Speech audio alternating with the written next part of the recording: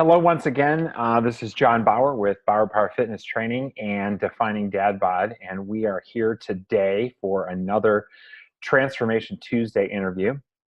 I am glad to welcome Derek Thomas to joining us today, and Derek has got, as I've said so many times, I feel again like I repeat myself when we start these, but every one of these stories I think speaks to a lot of people who realize that everybody who's involved in this, whether it's me, whether it's Derek, whether it's some of the other guys that I've interviewed, that it's really something that with the discipline and the right mindset that anybody can put their mind to and make the changes that they need to make. And so hopefully in the next little bit while you watch this interview, that'll kind of come to your mind and will encourage you if you are one of those people just feeling like you can't quite push through, or there's something about all these people that you watch that are different or better, or anything like that. I think we're probably both here to say that that is not the case, that we are two pretty average guys who just found a passion and found a purpose and decided to pursue it and go from there. So Derek, it is great to have you on. Thank you for taking the time to do this. I know these interviews are always denting into family time a lot of times, so I appreciate that. I posted up out here in the garage. That, and that's too noisy back in there. That's the great thing. It's always interesting for me. I'm sitting here, and it's always interesting for me to see where everybody's coming from, whether it's the garage, the basement, wherever they can find a quiet corner. Because one of the things we're dads, and that makes it always harder to find a little bit of a quieter spot to do this. So I appreciate it. I'll just ask you to kind of start off, if you don't mind, by introducing yourself. Tell us all about you, where you're at, family and stuff like that, and then we will dive into your story. Yep. So my name is Derek. I'm first of all, thank you for having me and sharing this, and hope to inspire more guys to make that change. Yeah. I'm 37 years old. I am a husband, father, son, and brother, and that stuff comes first before when we identify ourselves with our job. My full-time career is I'm an elevator constructor. I'm also a health coach that came along after my transformation, and I'm a volunteer firefighter in the meantime that I've been doing my entire adult life. And that's probably my most passionate thing is trying to carve out time to be a firefighter more often. But we appreciate that. I know that is a dangerous job and a challenging job. And certainly, I'm sure as we'll hear, one of your motivators to stay fit, because that's a highly demanding job. I'd love to jump back a little bit and just hear a little bit of your backstory. If you kind of could fill us all in as far as take us back childhood. Were you an active guy? Were you a healthy guy? What was kind of your upbringing that kind of got you to the point? Because we talk about transformations into fitness. Somewhere in there was a transformation out of fitness first. So that's kind of what I would love to hear your backstory, where you got to that point. Yeah, I would say as a kid, I was just an average kid. I wasn't a huge athlete. I wasn't real big into sports. I did little league, did soccer. wasn't too big on that. My parents were divorced, so I went through that at a young age, and that is a defining moment for me, because that was a moment where I made a decision. It was kind of like I could go down a path and let it destroy me, or I stepped up and became a man kind of early. And I made it definitely has affected a lot of the choices I've made in my life going down the road. In middle school, I started to play football. I'm 5'10", and I started to bulk up. I was basically a chubby kid. Started to play football. I carried that through into high school, where I got a little more involved with track and managed the swim team, which means I didn't actually swim, but I went there. And I started bulking up pretty big for football.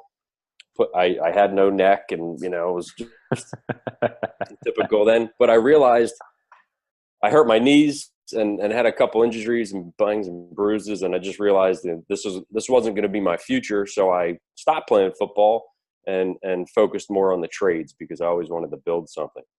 When I got out of high school and, you get into the working world, I would say I went from being, weight wise, I was in almost 200 pounds in high school and then got out into the working world and slimmed down and got fit. And, you know, and you get into different habits. My wife and I met really early. I was 19. She's a couple of years older than I.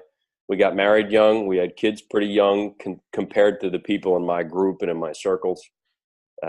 Settled in a house pretty early, and, you know, went through different cycles of health and size and feelings. And we have a 12-year-old now, an 8-year-old, and a 9-month-old. So we've gone through some significant cycles in children, all girls. I'm the only guy in the house, just me and the dog. And it's been definitely been a lot of changes throughout this entire course. So 12 and 9-month-old, did you say? 12-year-old, 8-year-old, okay, and 9-month-old. Okay. Wow. You're living at all stages of parenting, yes, all at once. Yeah. We were out of it, and we were starting to experience some serious freedom, and then we went right back to it. But we decided after a death in the family of a really close, you know, basically one of my mentors, so to speak, one of the guys I really aspired to and looked up to. I saw his family and the larger family that he created, and I said, I want that. I want to, you know, I want one more child. So we had one more. We were blessed to have one more child. That's great. You talk real consistently through that story about you and your wife. Has health and fitness been something that you guys have shared as a passion? And has it also been something, maybe you kind of talked about the ups and downs of it? Is it something that you've shared as a passion? Is it something you've struggled with at the same time? Or how has that kind of fit in together with the two of you? I don't think health and fitness has really been a defining thing for us. It hasn't, okay, It hasn't been part of our life up until recently.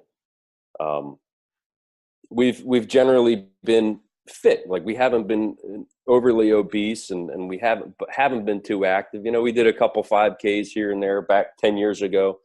And we actually both just did two 5Ks recently.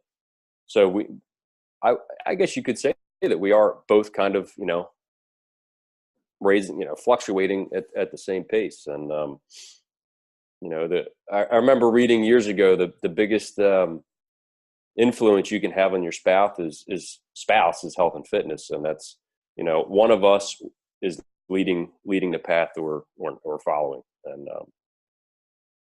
And as far as kind of the ups and downs through fitness, what was kind of the point for you individually, and maybe you as a couple, that you kind of realized something had to change?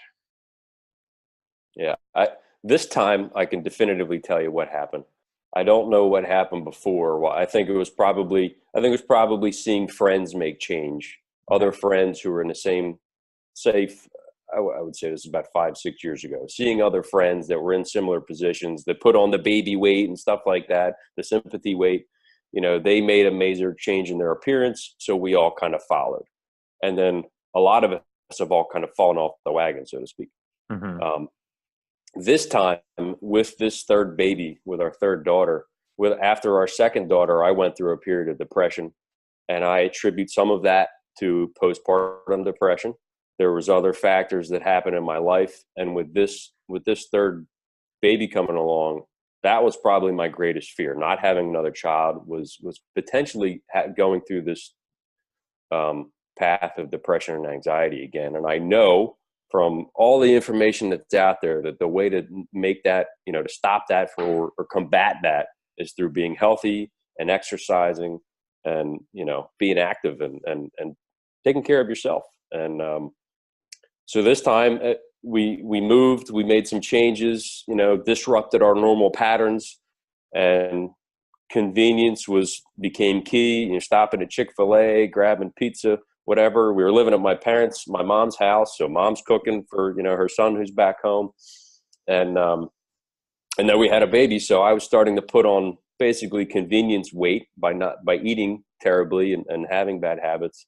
And then I put on sympathy weight as the baby was coming along, because, hey, you know, she's having ice cream, I'm having ice cream. And I was watching the scale go up. And for me, my action number was 200 pounds. And I said to myself, when I get to 200 pounds, I'm going to do something. and 200-pound came, and I passed it, and my top weight was 205. And fortunately for me, I found a optimal health program, and it really worked out well. And went from 205 to this morning I weighed in at 158. And That's awesome. The awakening and mindset that came as a result of that, and what happened before that, and taking ownership has all been an incredible experience. That,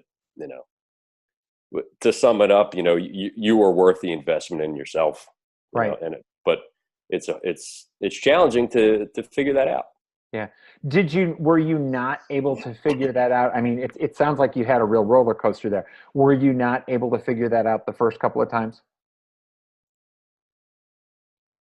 I was always kind of at an average weight. I was just like, I was hanging around 175, 180, and I would stay there. So it wasn't crazy. I didn't. And I was younger, and I was in my 20s, and if you carry a little more weight in your 20s, you can combat that more. Now that I'm in my 37, like, I was really starting to feel it. My feet were bothering me, my frame was bothering me. I didn't have energy, and that was a big thing. Was I wanted to be the best father, the best husband, the best firefighter, the best elevator constructor that I could be. And I knew that carrying the extra weight that I had, even though for me, my number was 40, 50 pounds. That may not be a lot for somebody. I know there's other people out there that are carrying a lot more, but for me, that was a burden. And when I lost it and realized how much that was affecting my sleep, it was affecting, my feet, my inflammation, my joints, just my activity levels and my mindset. Women are whether we say it or not, we're very focused on image too. And I didn't realize it until afterwards. I would walk by my mirror in the bedroom and be like, ugh, and I wasn't happy with what I saw. Yeah. And, I learned to take ownership, and, it's my father-in-law just hit me with a quote from Abraham Lincoln, I think it was, that if it is to be, it's up to me. I like that. And it's, I love good quotes. That's pretty catchy for Abraham Lincoln. He's like, he was a lot more eloquent and long-winded than that. So that's yeah. And it was, my father-in-law said, what's the most famous sentence with only two-letter words in it? And I said, I have no idea. Because if it is to be, it's up to me. And it fits with everything that's been going on in my life in the past 6 or 7 months. You mentioned something that now, and you and I had talked a couple of days ago, kind of getting prepped for this interview. You mentioned something that I wanted to ask you about. It reminded me. You talked a little bit about ownership. Tell me about your concept of ownership of that, and kind of where that came from for you, and how that's played into everything. So somewhere in my life, I'm a pretty avid Facebooker. I was trying, after our conversation, I was trying to figure out where Extreme Ownership, the book by Jocko Willink, came across my path. It was probably on Facebook, recommended somewhere. So I'm like, hey, there's a book about Navy SEALs, and I've been trying to read more. And so I bought it, and in the fire department, I've been involved in a lot of different leadership training. I've had a lot of great mentors in leadership in that regard. And so here was a leadership book by Navy SEAL. Well, it sounds like a great story. So I bought the book. It was a very easy read because of the way it's written. There's war stories, and then there's lessons from the war stories. And how better to get a lesson than from a war story, from extreme stressful situations. And what I got out of it was, if it is to be, it's up to me. I need to take ownership of my actions. I need, there's nobody giving, you do not need permission from anybody to take control of your health. It is your decision, and your decision only. And, you think about Newton's law of, I forget, I'm not a physicist, but, a body in motion stays in motion. And a body, I can't remember the quote off, but body at rest stays at rest. A body at rest stays at rest. So what is it? We are not inanimate objects. So it's all up here to get us in motion. What is it that gets you in motion, gets you moving, and starts knocking down dominoes to move onto things? Is it a picture? Is it a comparison picture of something? Hopefully a bunch of guys watch this video right here and go, I'm going to do something. Today's the day. And focus on what you can do and expand on what you can do. And, start small, have SMART goals. And there's a whole acronym that goes along with SMART goals. Can't remember it off the top of my head right now. But taking ownership of myself and my life was started with that book. And then it was like, I watched the scale and said, this is my choice as it's coming up. And I said, when I get to 200 pounds, why did I give myself that number? I don't know. So when I get there, I'm going to do something. And I got there. Unfortunately for me, there's so much out there. Do something. Do anything. Just do something. If you are unhappy with yourself, if you're unhappy with your image, if you're unhappy with your mindset, you gotta do something.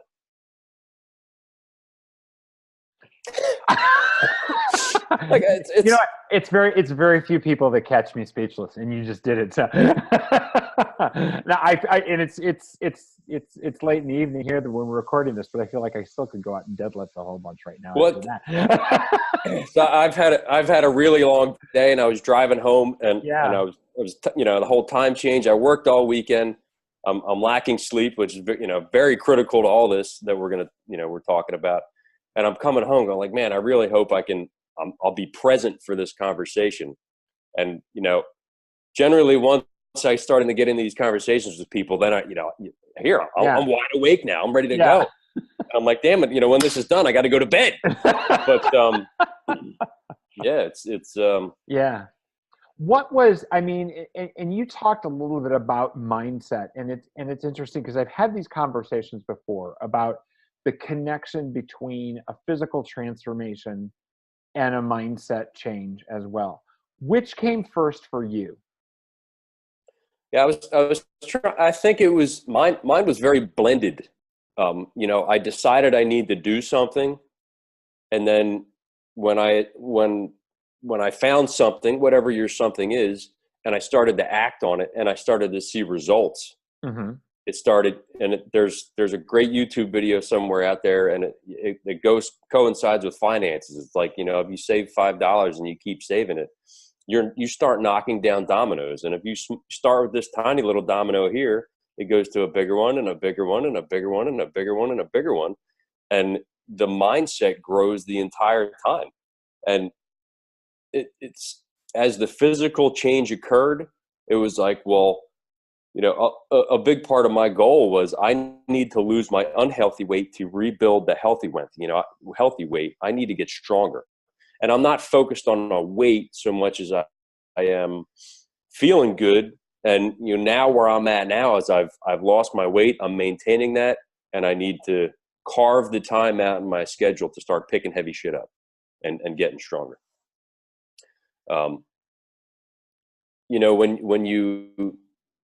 When you start something and achieve your first attainable goal, your goal, that's where SMART goals comes back in. Your first goal needs to be realistic. If you want to lose 100 pounds, focus on 10% of that. When you lose 10 pounds, you've attained the first attainable goal, and you expand from that.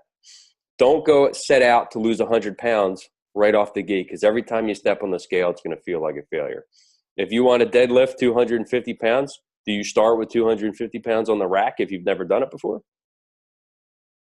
Absolutely not. Absolutely not. You have to start with the bar, right? And get the motion down. You have to start developing the habits and the muscle memory and all that other stuff. And that's where, I'm going to go out and just eventually find myself in a gym and put the bar on my shoulders and start doing it. But what were the first step goals for you? You talked about weight, you talked about dropping the weight. What were the first goals in attacking that? Was it pounds? Was it certain amount of time exercise? Was it cleaning up your diet? What were those goals? My transformation was strictly nutrition. Okay.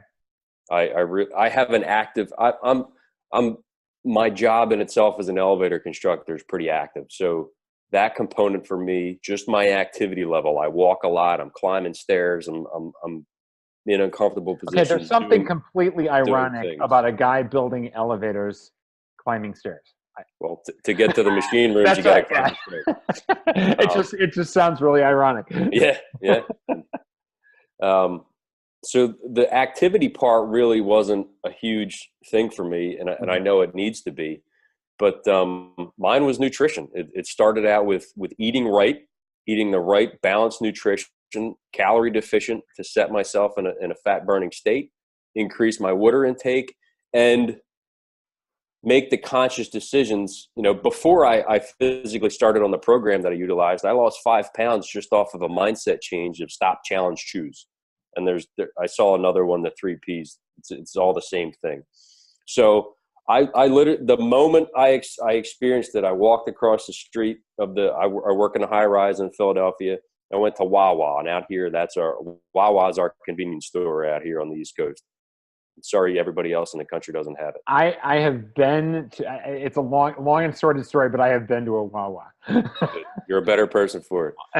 So I walked over to Wawa. I opened up the cold case for a Coke, because I would probably drink 1 or 2 Cokes a day, 20-ounce bottles, just piles of sugar.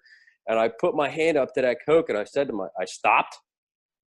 I looked at the Coke. I challenged myself. I'm like, do I really need this? What is this doing? Is this satisfying emotion, or is it satisfying a need to fuel my body? And I said, this isn't going to do anything for me. And I went over 2 boxes and got the big bottle of water. And from the day I physically started, tracking my goal, I was already down 5 pounds just from changing simple things like that. I don't know where I was going. No, that's great. What other steps of nutrition did you do? So I utilized a program that provided, it's a 4-component thing. You have a health coach, you have the community, and that's another very, whatever you do. And this was just on the transformation podcast on the or on your podcast.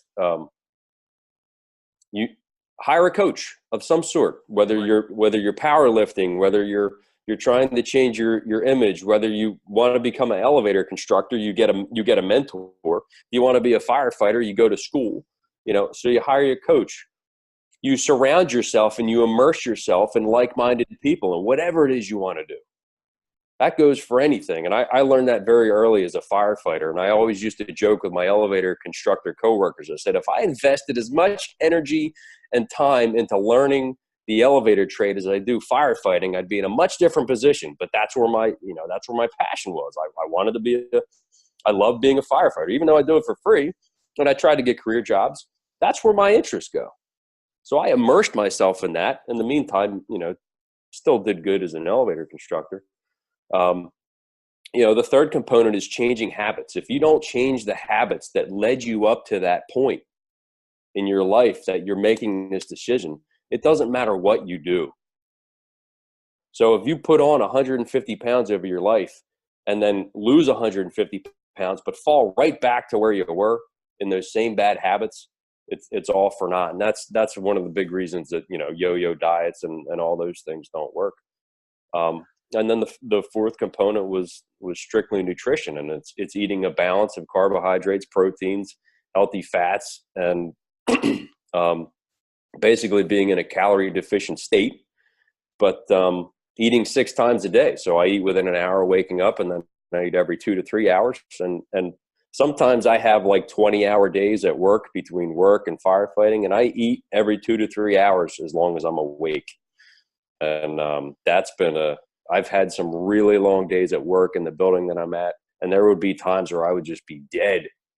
And I can say, like, I had a really long day this past Saturday, and I was wide awake for 16 hours because I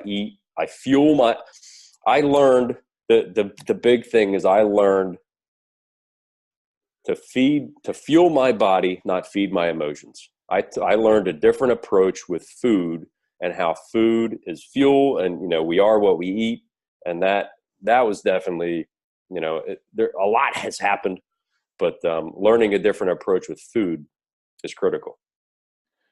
You sound incredibly disciplined about your food, and so I'm absolutely dying to know if there is something that you gave up that has just always been like your kryptonite. Like the one thing, man, if you could just go after this all the time like you used to, what would it be?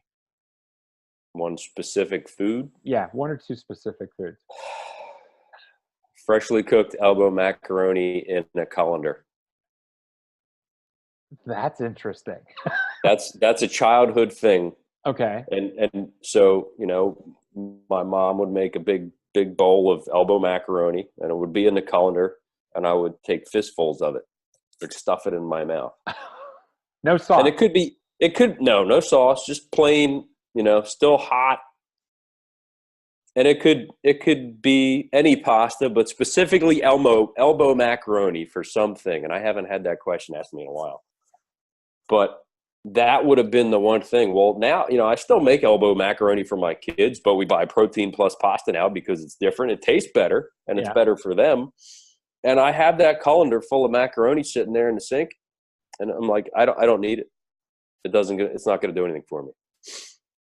Interesting. That's an interesting. I've never heard anybody say that as the food that they had a hard time giving up. Yeah, but I can see it. It's the memories. It's the It's back to right. So for your body and not feeding the emotion.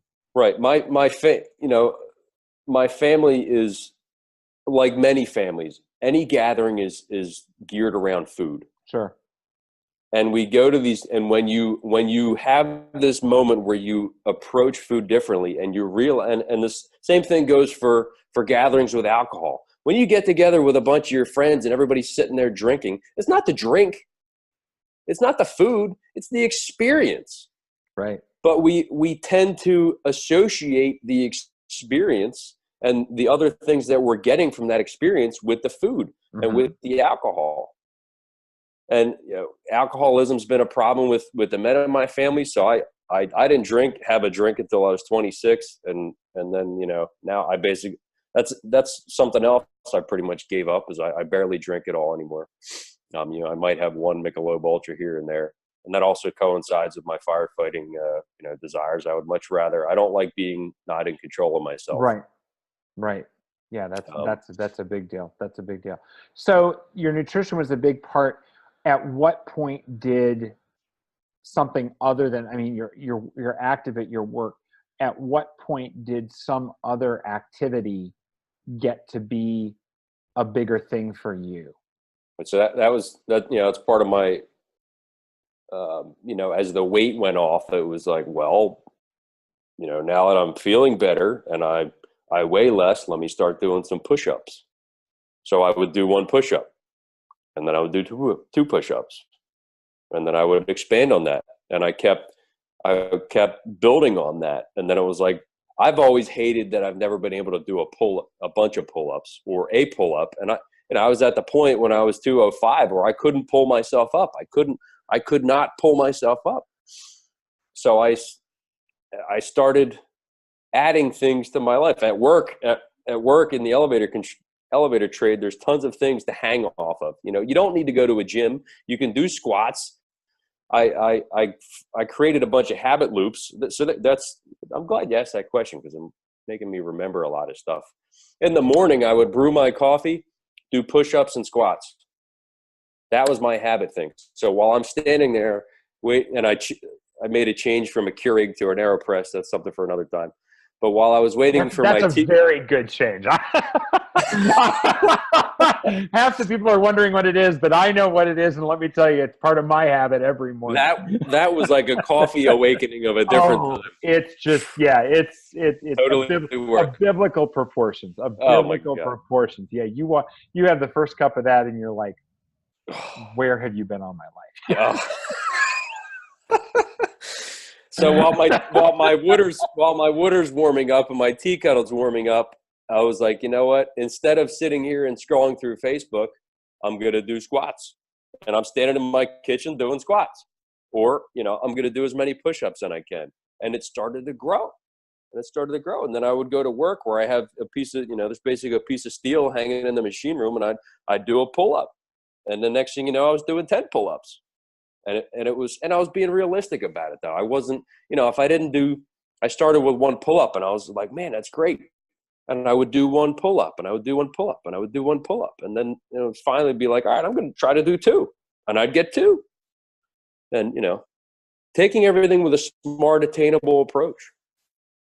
I think that's huge. And I think, both of us were on the older side of things. And I think that that's really important for guys our age and things like that. I mean, we're not young, we're not in our 20s and things like that. And I think that, it's hard to look at guys who are doing a ton of stuff and not feel somewhat frustrated and intimidated. But, then I turn around and I look at the fact that most guys our age, my age more than your age, are not doing half of what we're doing. Yeah. And I think keeping that in mind is so important as well. And just continuing to pursue and not getting so consumed with actual results and stuff, but just keep pursuing things and pushing forward and things like that, I think is so important too. Yeah, there's loads of little strategies. You need to post your goals. If you have a goal, it has to be visible. It has to be somewhere you see it every day. Yeah. That was one of the things I learned. I talked about it. I'd read about it, but I never did it. So I started posting my goals. Mm-hmm. I was going to go somewhere else, but I forgot. Structural, and goals create structural tension. Where are you at now, and where do you want to be? You always need to continue to create new goals. So if your goal is to run a 5K, run the 5K, and then start looking for the 10K. There needs to be the next thing. If you want to do 5 push-ups, well, you start at 1 and you're working to get to 5. And then the flip side, if you're at 200 pounds and you want to get to 150, that's your attention. You always have to be aspiring to grow and move on to more. Yeah. So what goals are next for you?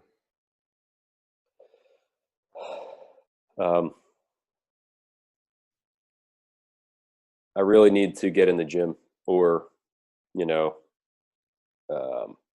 I want to be more expand. I have a 9-month-old, so it's tricky being more active.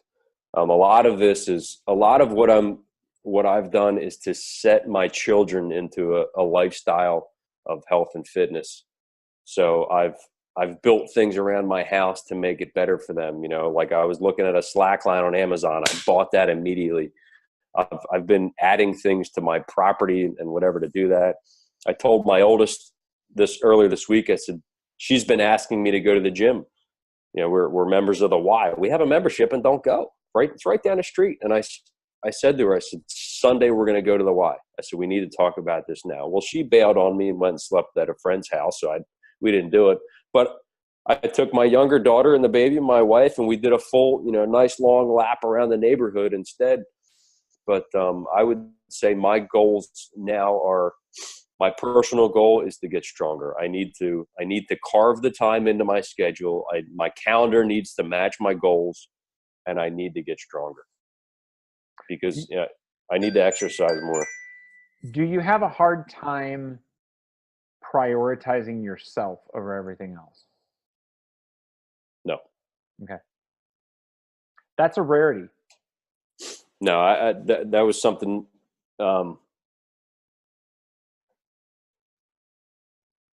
You're number one. If you don't take care of number one, you cannot serve anybody else around you. And that was a big, that had a big impact on my firefighting aspirations and services. I didn't realize, I was really losing interest, and that's another area where I need to carve more time out, but it's challenging with the amount of work and everything. But I was really losing interest after, and I've been doing it for 20 years, and I was ready to walk away from it. And when I made my physical transformation, it was like, my gear was falling off of me. It didn't hurt to put a pack on anymore. And it was just like, I'm ready to get into it again. And I was, when you look good and you feel good, everything else comes along just so much better. Yeah. And deciding to take care of me was not hard.